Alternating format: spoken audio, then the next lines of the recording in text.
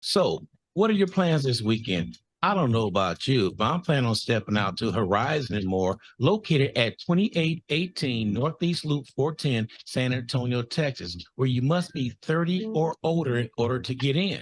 On Mondays, they got soul line dancing. Tuesday, live band karaoke. Wednesday, live jazz. Thursday, bike and slingshot nights. Of course, it's ladies' night too. Friday, some of the best bands in San Antonio will be there. Saturday, a Show Enough Horizon Showdown. On the first and third Sunday, Spades and Bone Tournament. Check out the drink specials and don't forget to ask for a Toya signature drink. At Horizon and More, you could book your next birthday party, event, or special occasion. Horizon and More is a place where the grown and mature come to play. Open 7 days a week. And I'd like to give thanks for Horizon More for sponsoring You Don't Know My Story. And speaking about story, when I ran across this guy right here, and when he sent me the bio, that is a story that needs to be heard on how he started. I was bragging to everybody earlier, but anyway, this is Mr. Bradley Ford right here. Good morning, sir. Good morning. Good morning. Can you hear me? Yeah, I can hear you loud and clear. Awesome. Awesome. When you sent that bio, that sends chills up my spine that everybody's afraid to take that leap of faith. Yes, sir. And I did the same thing too in my business. I took a leap of faith saying, okay, either I'm gonna fall on my face or it's gonna flourish. So but you got to believe and have a passion for doing what you're doing. And reading what everybody that know you, that don't know about you, you was also into music. Yes, sir. So tell us that journey about the music first before we get into your business. Okay, so I helped create a real legendary record label down here called 15-5. We had a hit song on the radio back in 2006. I believe I was 19 years old. It was called It Wobble When She Walks. And it was really big down here. It was number one 14 weeks in a row. And then we moved to Atlanta to continue chasing that dream. So it was almost like my music journey groomed me to be my own boss, groomed me to show me hard work and grind, right? Because I'm literally selling myself. I'm not selling a service, right? So I was out here selling my music. You like it or you don't, but I have to believe that you're going to like it, right? So we moved to Atlanta. Long story short, we grinded hard down there. It was 8 guys in one 3-bedroom house, almost like a college house deal, We all worked at the same temp service, put all our money in, paid the rent, and everything else went to marketing and getting out into the Atlanta streets and showing people our music, right? And that worked out really well. And my CEO at the time, he was older than all of us. We were supposed to trust him with everything. He co-wrote Blame It on Alcohol for Jamie Foxx, right? In that Atlanta journey with all the connections we made. And when that money came in, when that recognition came in, we all thought we were going to blow up. And well, he went and started his own company. It's not hard to start your own company. $25 or $150, whatever you can start it. You can get your company started. He put that song into that company and then didn't tell us. So we didn't even have ties to it. So we came back to San Antonio. We kept doing the music thing. We did the Black and Silver for the Spurs. That was pretty big. Shot a video for that.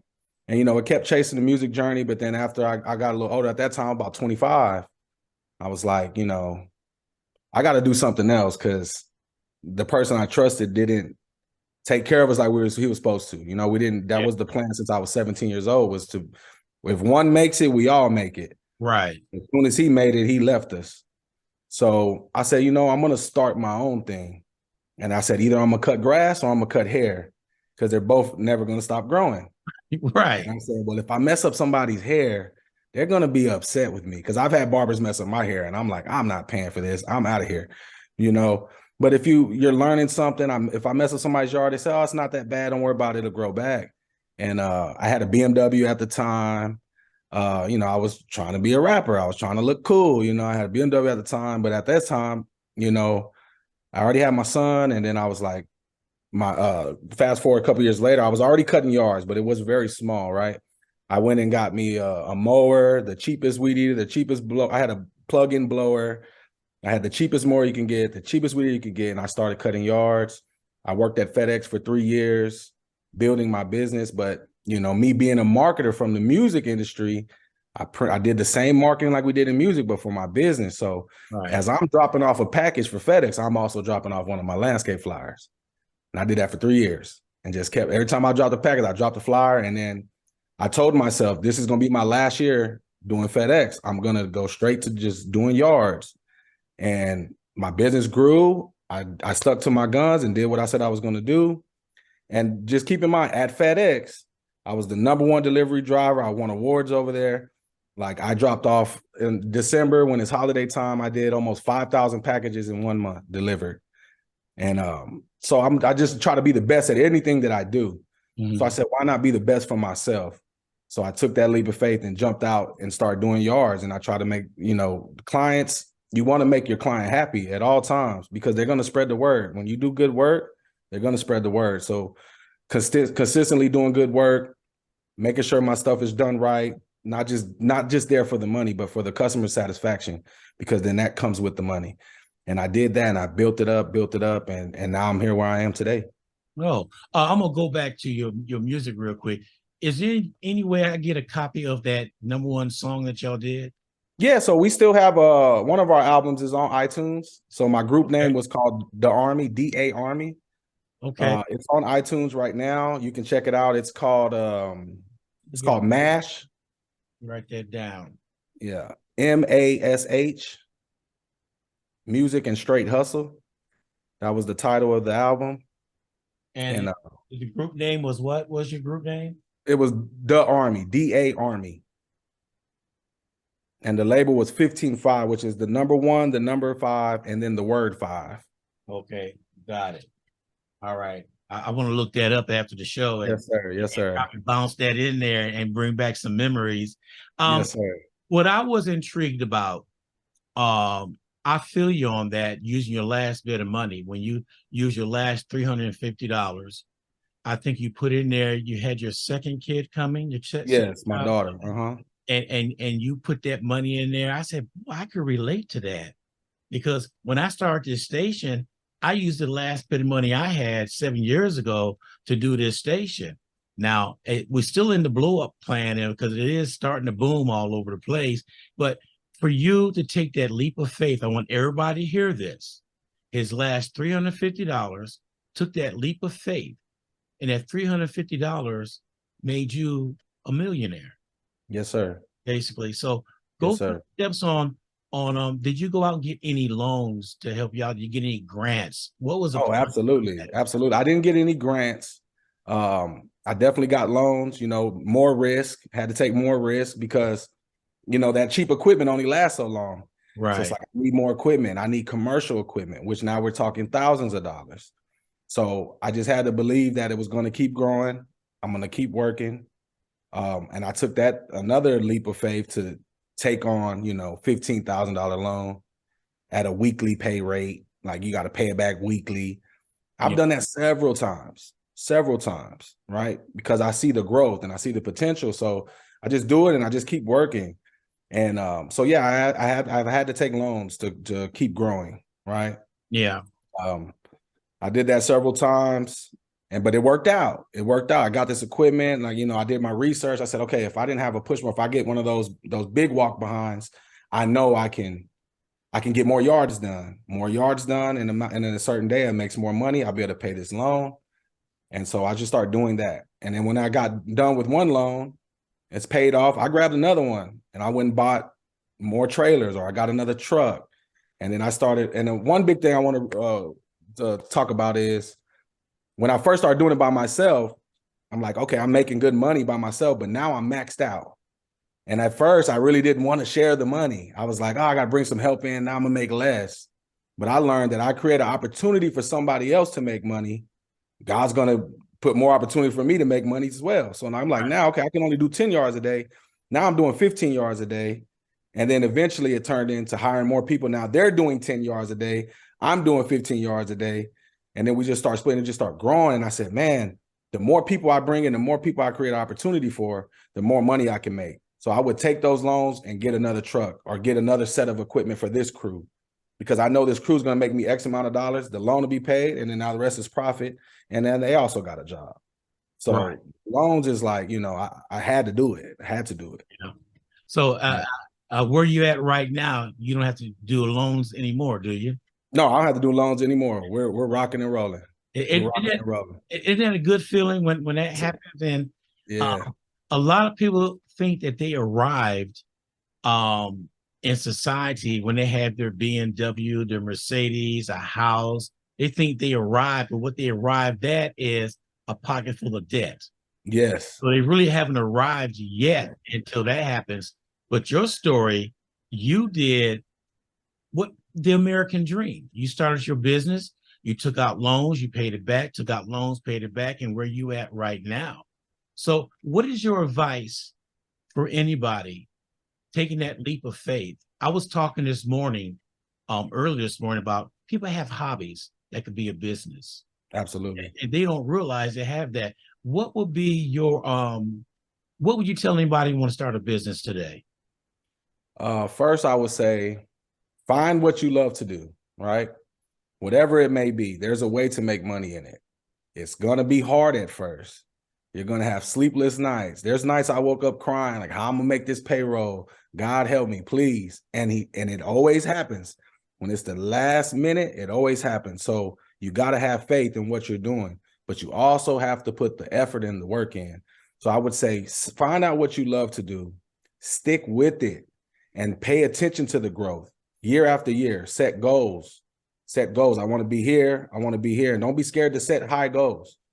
Set it. I want to be here. I want to be here at this time, and work as hard as you can to get to that. And as long as you do that, you will hit that goal. As long as you're doing everything that you can do. Do your research. I like to say I went to YouTube University, right? Because I didn't cut yards before this. I was doing music. Yeah. Everything I learned, I went to YouTube University. I went on YouTube. I Googled. There's so much information now out here in the world. You can find somebody that does what you love to do that will give you free game on how to elevate your game. So you got to do your research. But don't be scared to jump out here and do what you love to do, because there's a way to make money. And that's what I learned doing the landscaping, getting in here, becoming a businessman. I said, man, there's so many different ways that I can make money outside of this. It's all pretty much the same steps. Yeah. It's all pretty much the same steps. You just got to make sure you hit those steps and don't let anything hold you back. You're doing one thing that a lot of people don't realize. You started from the bottom. Absolutely. And you worked your way up. So you know the trials and tribulations of climbing that ladder and going up there. A lot of people want to come in and want to be CEO and don't know how the business is even ran at the bottom. And they need to know what it takes to run it at the bottom in order to be at the top. Absolutely. So, and then I always say this, nobody never knows, like you just said, what's going on behind the scenes. All they need is to see that facade or how beautiful it looks, but they don't know how it took to get there. Yeah, see, I want to say this to anybody that's, like you said, you just put on, you hit a good point. Yes, I'm the boss. Yes, I'm the CEO. But if you think I'm sitting at home relaxing with my feet up, you have another thing coming. I work more than I would work if I worked at a company, if I worked at a 9-to-5. I'm constantly working all day, every day. I'm not in the field anymore. I have employees that do the physical labor, but I'm constantly driving around doing quotes. I get home, I got to make sure all the equipment's taken care of. We have everything we need. The trucks are maintenance. I got to make sure all that, and I got to pay for all of that, and I got to budget all of that.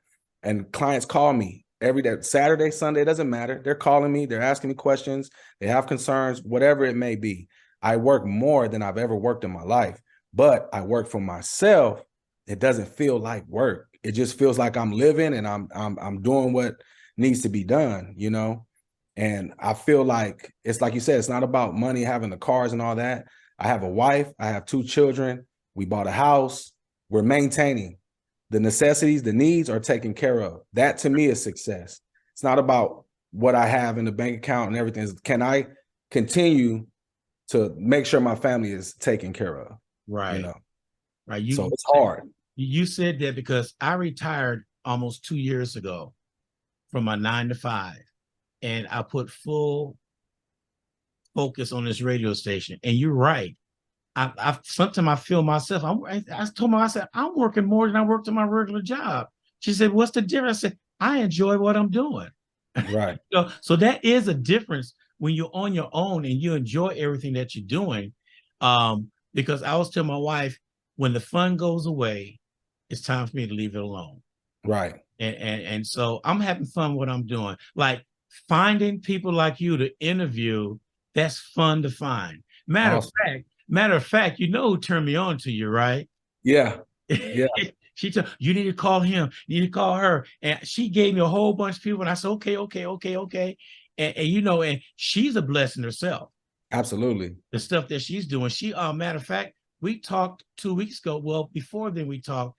The first time we talked, she said she's gonna find a brick and mortar some down the line. Then the next time we talked, she said, guess what, Ron? We found a place. Yep.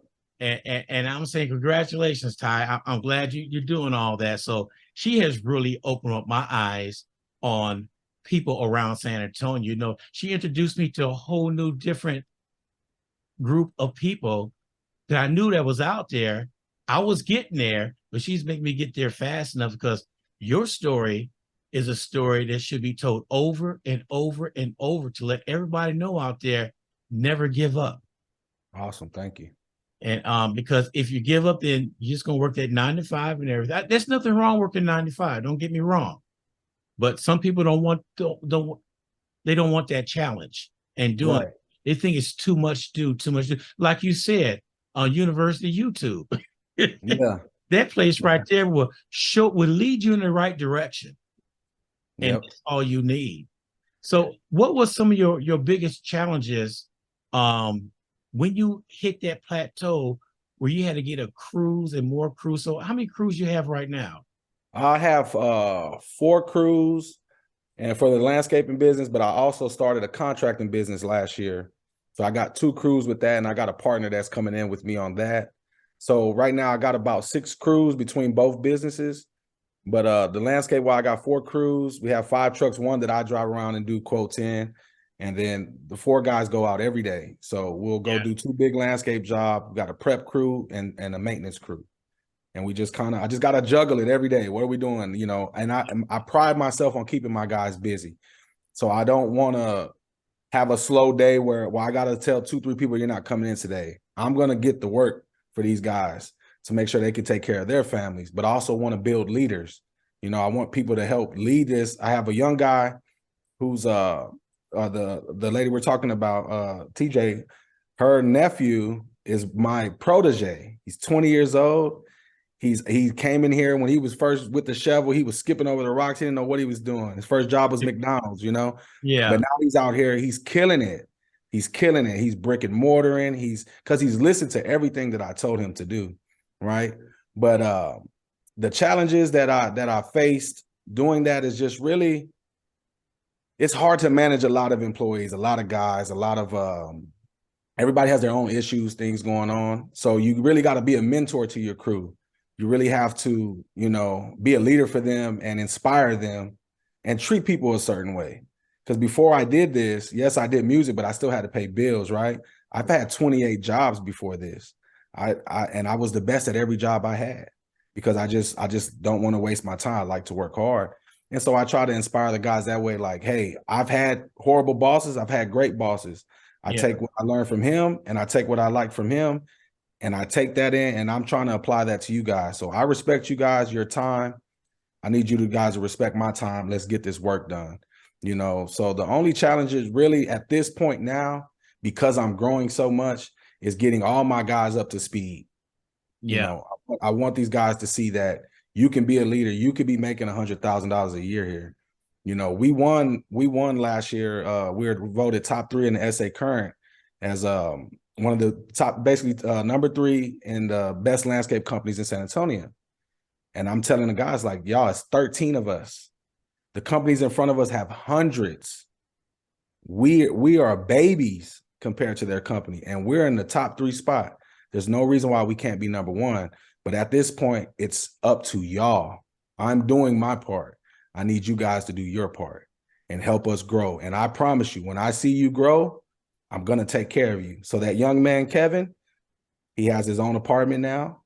He has a 750 BMW. He's 20 years old, and he's getting paid really well because he took the initiative to be a boss. He listened to everything I told him to do, and he's out there right now laying flagstone. You No know what? problem.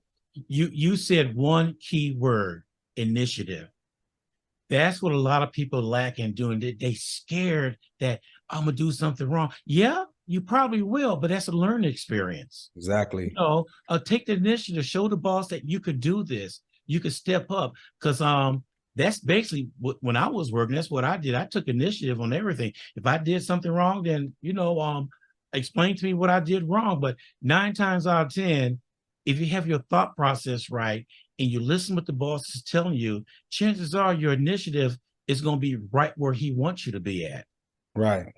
It's nice to have a young mind that you Love it. commode and listening. Because, like I said, when a baby is born, they're like a little computer. They want information. They want that information. And your guy, 20 years old, he said, forget McDonald's and look where he's at right now. He took the initiative and he's doing things. His thought process, his vision is your vision on what you see. And that's the hardest thing for people to get. You have your vision. You want everybody else to see your vision. And once you get everybody on the same page, seeing that vision, there's nothing, it's all open for you to do whatever. Yeah, nothing can stop us. Nothing can stop us. And that's why I'm saying we plateau. We're at the plateau. That's why I say, hey, guys, I've done everything that I can do. It's up to y'all to take us to the next level. And when we go to that next level, just know I'm going to take care of you like I've been doing. It's not more money for me. It's more money for all of us. Can change everybody's life here. Yeah, and it does change everybody's life. So on your so with lawn care and stuff, wintertime comes around, things slow down. So what else do you do to keep them busy? Okay, so I'll say about 7 years ago, right? Because we come to that problem. So we also own a hair salon, me and my wife. My wife does hair. And she came up with the idea 7 years ago because it gets real slow for me. And then back in the day, my wife would carry the bills during the winter, because I'm super slow. And so she said, why don't you hang Christmas lights? And I was like, kind of scared to get on that roof, but I'm more scared of being broke than anything else. So I said, you know what? Let's try it. The first year I did 12 houses, right? And then I just figured out how to do store-bought lights. Everybody does custom lights. I said, I can do store-bought lights. I can figure, I'm good at solving problems and figuring things out. My grandmother, little Korean lady, she used to, we call it ghetto rig. She'll ghetto rig things up. She just was so good with just figuring things out, how to make things work, right? So I said, I'm gonna figure this out. So first year we did 12. Last year we did 186. Wow. Houses, right? So during the wintertime, we start in October because in an Indian culture, they have the light festival. So we do a lot of Indian cultures in October. And then from November all the way to the second week before Christmas, it's Christmas light season. And the guys love Christmas light season because we get on a roof, we're up there talking, laughing, and it's really easy. We're up there clipping lights. It's really easy, but it makes good money. It keeps everybody busy. So we project to do about 225 this year. But yeah, Christmas lights and we do a lot of flower beds. We do brick and mortar work. So wintertime, it's a lot of brick and mortar work. Pavers.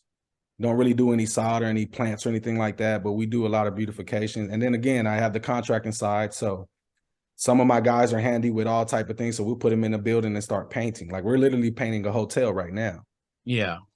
Yeah. So that's what I do during the wintertime. When you said ghetto rig, I was talking to somebody one day, they said, Ron, don't say that anymore. I said, what you want me to say?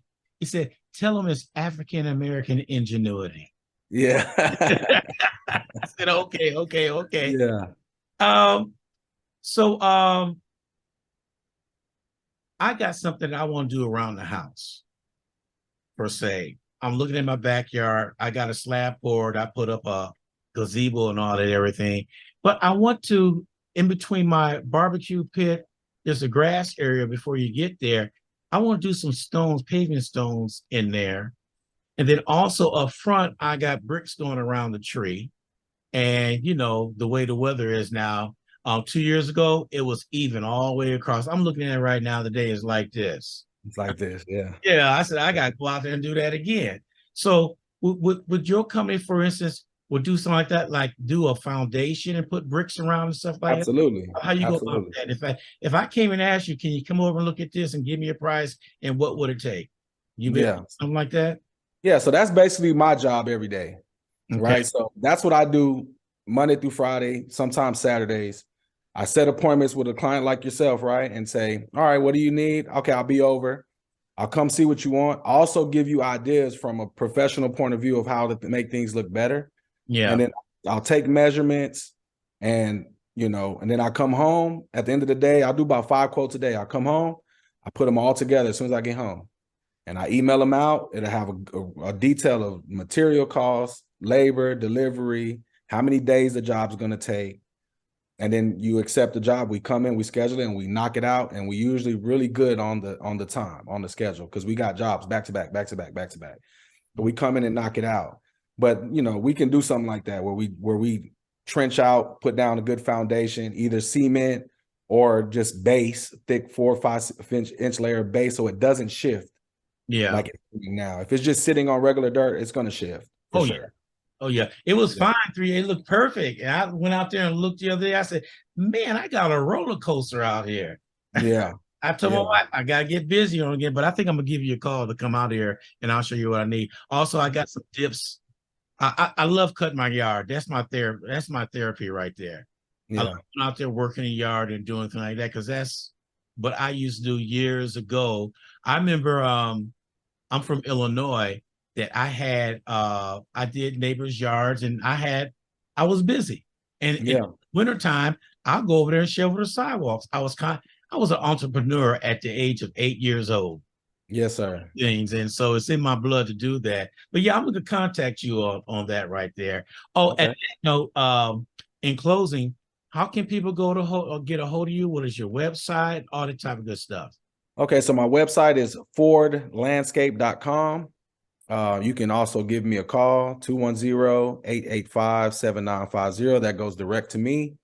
You always speak with me. Every time the client, they speak with me, the owner.